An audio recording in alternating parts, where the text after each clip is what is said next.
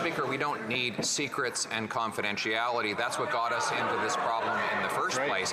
What we need are the facts so that Canadians can judge. Just like in the case of the Green Slush Fund, the Auditor General revealed $123 million of spending that broke the rules, $59 million of projects that never should have been awarded money at all, $76 million in money gone to companies connected to the Liberal appointed members, including $217,000 to the chair of the fund that was giving out the money. Will the government support our common sense plan to hand over all this information to the RCMP for a police investigation? The Honourable Deputy Prime Minister. Mr. Speaker, it is no surprise that today the Conservatives don't want to talk about the economy. But we know that the economy is the issue that most concerns Canadians. Right. And that is why I am so glad to share some great news. Today, the Bank of Canada lowered interest rates.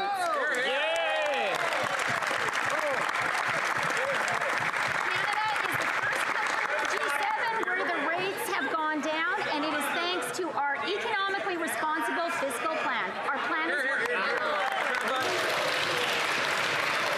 The Honourable Leader of the Official Opposition. After 9 years of this Prime Minister, with the support of the Bloc Québécois, Montreal is in a state of chaos, crime, drugs, and disorder.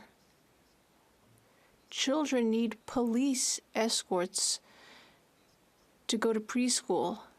So will this government accept the Conservative demand to refuse the exemption to the criminal code in order to prevent supervised injection sites from opening next to preschools and schools? The Honourable Deputy Prime Minister. Mr. Speaker, once again, it's not surprising that the Conservative leader does not want to discuss the economy.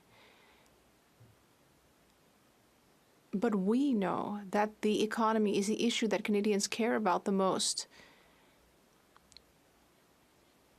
And that is why I'm so happy to share a piece of good news, which is that today the Bank of Canada lowered the benchmark interest rate.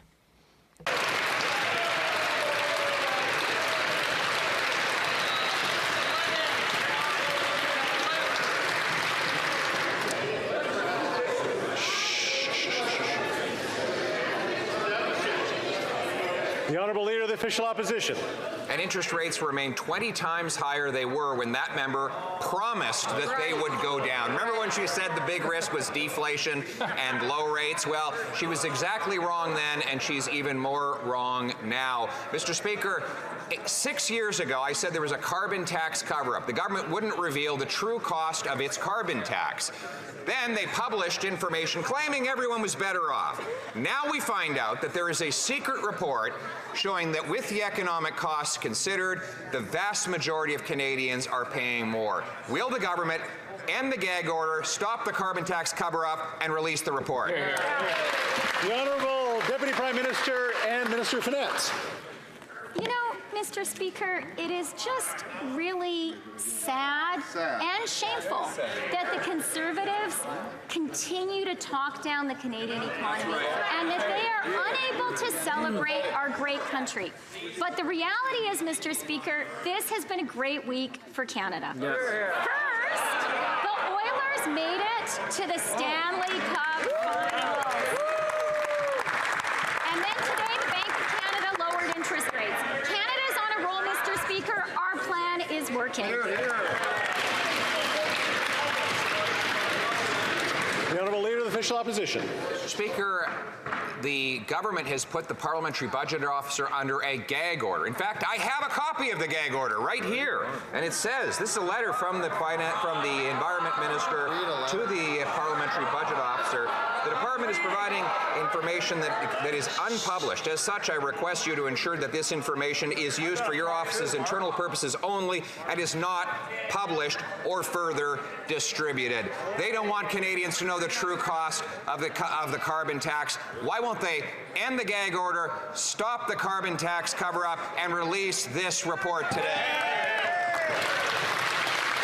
The Honourable Deputy Prime Minister. Mr. Speaker, the person who seems to be laboring under a gag order is the Conservative leader. And that gag order seems to prevent him from saying anything positive about our amazing country. The fact is, today is a day of really good news. The Bank of Canada has lowered interest rates. Canada is the first G7 country to lower rates. Our government's economically responsible plan has created the conditions that made that possible.